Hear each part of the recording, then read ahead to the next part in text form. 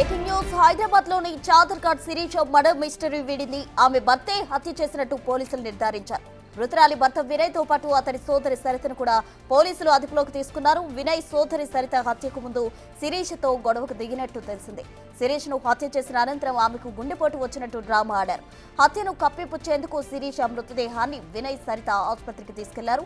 శిరీష గుండెపోటు వల్ల మరణించలేదని, ఎవరో కొట్టి చంపినట్టు స్పష్టం ఉందని పోస్టుమార్టం రిపోర్టులో వెల్లడైంది.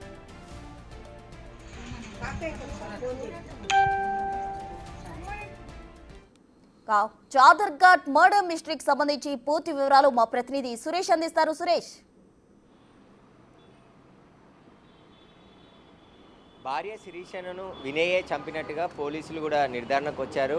ముందుగా ఎందుకంటే 2వ తేదీన ఉదయం వినయ్ ఆయన సోదరి సరిత శిరీషతో గొడవ పడ్డారు. ఆ తర్వాత శిరీషను హత్య చేసి గుండెపోటుగా చిత్రీకరించి శిరీష కుటుంబ సభ్యులకి సమాచారం ఇచ్చారు. వారి తల్లి తండ్రి చనిపోవడంతో తన బంధువులు ఎవరైతే ఉన్నారో వారికి వాళ్ళ చెల్లె స్వాతికి సమాచారం ఇవ్వడంతో మేము వస్తున్నాము అక్కడే ఉండండి అని చెప్పినప్పటికీ కూడా వినయ్ శిరీష మృతదేహాన్ని తీసుకొని తన సొంత ఊరైనటువంటి విలేజ్కి వెళ్ళే ప్రయత్నం చేశాడు. కానీ పోలీసులకు వచ్చి వాళ్ళు సమాచారం ఇవ్వడంతో ఆ విలేజ్ నుంచి మళ్ళీ శిరీష మృతదేహాన్ని ఉస్మానియా మార్చరీకి తీసుకువచ్చి నిన్న పోస్టుమార్టం నిర్వహించడం జరిగింది. పోస్టుమార్టం ప్రాథమిక నివేదికలో ఊపిరి ఆడకుండా శిరీష చనిపోయిందని చెప్పేసి కూడా గుర్తించారు. ఆమె ఒంటిపై కూడా గాయాలు ఉన్నట్టు కూడా వైద్యులు గుర్తించారు. ఇదే విషయాన్ని కుటుంబ సభ్యులకు వెల్లడించడంతో అక్కడే ఉన్నటువంటి వినయ్ని పోలీసులు అదుపులోకి తీసుకున్నారు. ఆ తర్వాత ఆయన సోదరి అని కూడా అదుపులోకి తీసుకొని పోలీసులు ప్రస్తుతం విచారిస్తున్నారు. హత్యకు ఎవరెవరు సహకరించారు, ఇద్దరే అంటే వినయ్ ఆయన సోదరి ఇద్దరే హత్య చేశారా లేకుంటే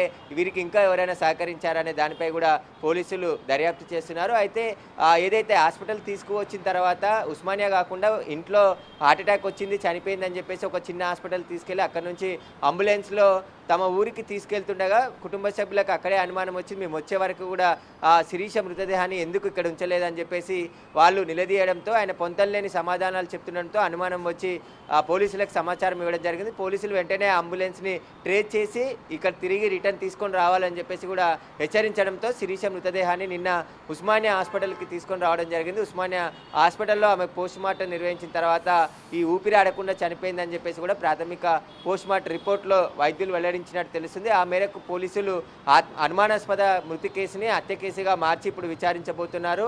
ఈ హత్యకు గల కారణాలేంది, భార్యను ఎందుకు హత్య చేశాడు వినయ్, అతని సోదరి ఆ సమయంలో అక్కడ ఎందుకు ఉంది, ఎందుకు గొడవలు అయ్యాయి, వాటికి సంబంధించి అన్ని దర్యాప్తులో తెలుస్తాయని చెప్పేసి కూడా పోలీసులు చెప్తున్నారు. అయితే శిరీష బంధువులు అయితే పెళ్ళి అయినప్పటి నుంచి కూడా వినయ్ లవ్ మ్యారేజ్ చేసుకున్నాడు. పెళ్ళైన సంవత్సరం నుంచి అనుమానాలు పెంచుకొని తరచూ శిరీషపై వేధింపులకు దిగేవాడు, కొట్టేవాడు అని చెప్పేసి కూడా పోలీసులకు వాళ్ళ ఫిర్యాదులో పేర్కొనడం జరిగింది. ఈ ఫిర్యాదుని స్వీకరించిన చాదర్ఘాట్ పోలీసులు అన్ని కోణాల్లో ఈ కేసును దర్యాప్తు చేస్తున్నారు. వినయ్ సోదరిని కూడా ప్రస్తుతం అదుపులోకి తీసుకొని విచారిస్తున్నారు. వారిని హత్యగా తేలింది కాబట్టి ఖచ్చితంగా వారి ప్రమేయంతో పాటు ఇంకెవరెవరి ప్రమేయం ఉందనే దానిపై దర్యాప్తు చేస్తున్నారు. పూర్తి నివేదిక వచ్చిన తర్వాత ఎవరైతే వినయ్ ఆయన సోదరిని అరెస్ట్ చేసి రిమాండ్ కూడా తరలించే అవకాశం కనబడుతుంది. Thank you Suresh.